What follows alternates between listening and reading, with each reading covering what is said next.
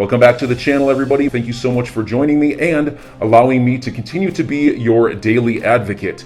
If you're new here or you're not subscribed for any reason, please do me a huge favor and hit the subscribe button.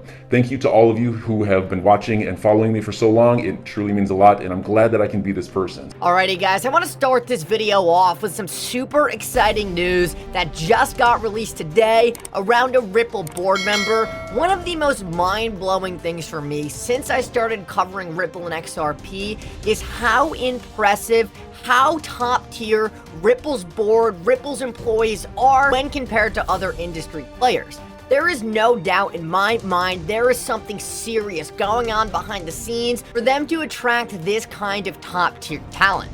And with that said, just today, Biden plans to nominate Michael Barr, a Treasury Department veteran and an architect of the Dodd-Frank Act, as the Fed's chief banking supervisor, sources say. And if we take a look at where Michael Barr has been in the past, we can see he is actually a board member of Ripple Labs and was a former Treasury Secretary. And I kept digging, and yes, it looks like he is still a board member of Ripple. I wonder what company he's going to be pushing for the US to build their future CBDC on.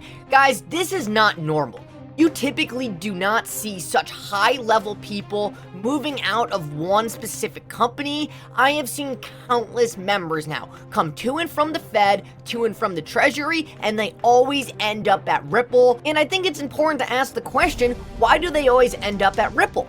Or why do all these Ripple members always end up in such high-level positions in the US government, specifically around the financial sector? On top of that, during an SEC investigation.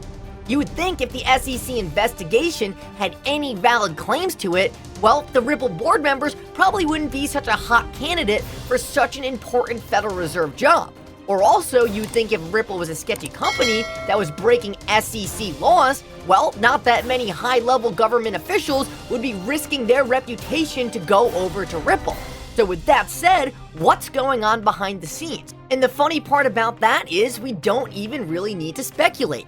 Rosie Rios, the former treasurer of the United States, whose name is on most of the money in circulation, just joined the Ripple board once again during this SEC case. And what did she say her job was to do? To design the future of money. She said she was leaving the Treasury to design the future of money and then went to Ripple. Does that answer the question of why these people are going back and forth? Ripple is the United States' only hope to catching up in this worldwide cryptocurrency revolution.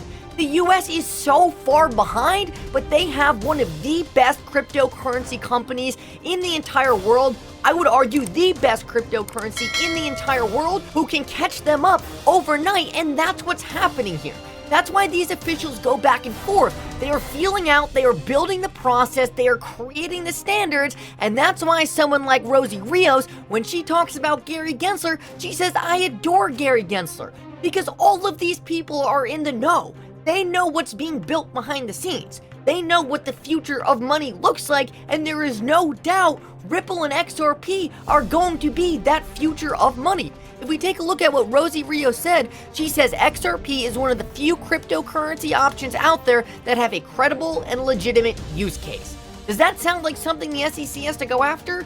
Of course not. This entire case was to build regulation. The United States builds regulation off hallmark cases. This will be that hallmark case. There is no doubt in my mind, if this case had any merit to it, you would not see the board members of Ripple getting the highest level positions at the government, and you would not see these high-level government officials coming over to Ripple's board to design the future of money. Alrighty guys, with that out there, time to switch topics. We're going to talk about settlement now. Why the SEC is going to settle this case. There's no question in my mind that the SEC needs to settle this case, but something just got filed today that you guys are definitely going to want to see. I believe the settlement discussions have already begun. To start though, I need to address why the SEC is going to have to settle this case. So earlier today, Jeremy Hogan put out a video, and he essentially was talking about Ripple's huge win on the DPP reconsideration, but he also said that he was slightly worried that the SEC was going to try to redact all the documents so that Ripple could not see the smoking gun. Well, I put out that even if the SEC did redact the smoking gun, and if they were able to do that, the judge is still gonna see it. So I'd imagine this is still a catastrophic scenario for the SEC for any hopes they had at summary judgment. I also 100% believe that the Ripple lawyers already know exactly what was contained in those DPP emails. So they already likely know exactly what they're going after. And the SEC can do everything in their power to hide it from Ripple, but at the end of the day, they can't hide it from the court because for them to redact the documents, the court is gonna have to see it.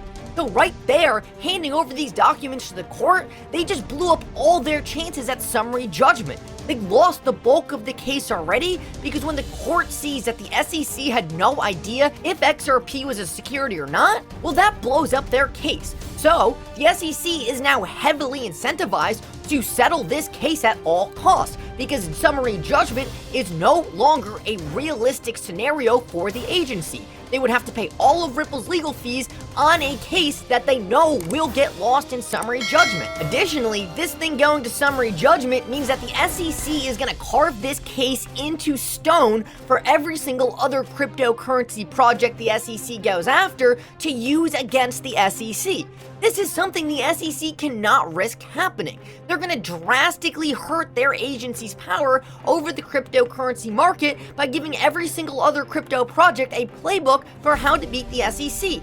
They will not let this happen and they will not risk this happening. So what signs are we seeing that the SEC is already desperate to settle this thing? Well, just today, an unexpected filing came out of the SEC, and before seeing any lawyers comment on it, I already tweeted out, sounds like someone's getting nervous. James K. Filan tweets out, the SEC has filed a letter stating that it does not seek additional discovery at this time. Well, just from reading that, I thought this was weird. Up until this point, the SEC was willing to delay this case at all costs, and now suddenly they're asking it not to be delayed. Why? Because summary judgment is coming around the corner, and they just lost a motion that will kill them at summary judgment. And what did Jeremy Hogan have to say about this? Almost nothing would have surprised me more than this. And yes, this is a very good. The only remaining areas of delay are the Hinman emails and in general just scheduling. The SEC discovery is complete and that's a big step forward. But what Stephen Hubert pointed out might have been even more mind-blowing. Let's take a look at this. We all know that XRP had an unexpected pump yesterday. It was nothing major, but let's take a look at what was going on behind the scenes. If we take a look at this specific meeting notes from this filing we just talked about, it says that the individual defendants met with the SEC on April 14th, which was yesterday, at the same exact time this pump happened. Well, what else happened yesterday? Apparently, this internal SEC meeting where they discussed settlement of injunctive actions.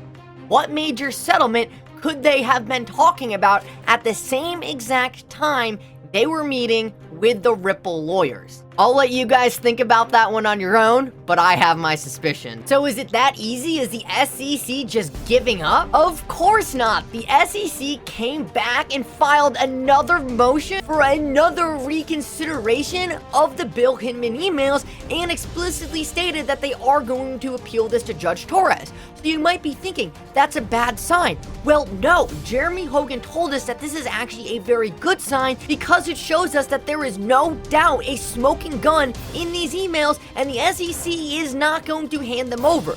This makes it extremely obvious that the SEC will settle because we know for a fact this decision is not getting overturned by Judge Netburn. The SEC is going to keep playing these little games, but at the end of the day, they are only making more time for them to settle this case. And right here, we can see Jeremy Hogan saying this is exactly what we were waiting for. This shows that the SEC is in the hurt locker right now. They are getting so desperate, they don't even know what to do. I will say, the only way I see the SEC not settling this, if the entire purpose of this case really was to create the cryptocurrency regulations for the rest of the market to follow, in any other case, it makes zero sense that the SEC would not settle this thing because it could not be more obvious that in summary judgment, they are gonna get smacked down by the court. It makes no sense that they would ask for this, and no sense they would subject themselves to this unless this was more than just a simple case against Ripple. So enjoy your day, everybody. I'm always here for you. Leave any comments or questions below, and be sure to subscribe. But thanks, everybody. I really appreciate you. Enjoy your day, and I always have your back. So thanks so much, everybody.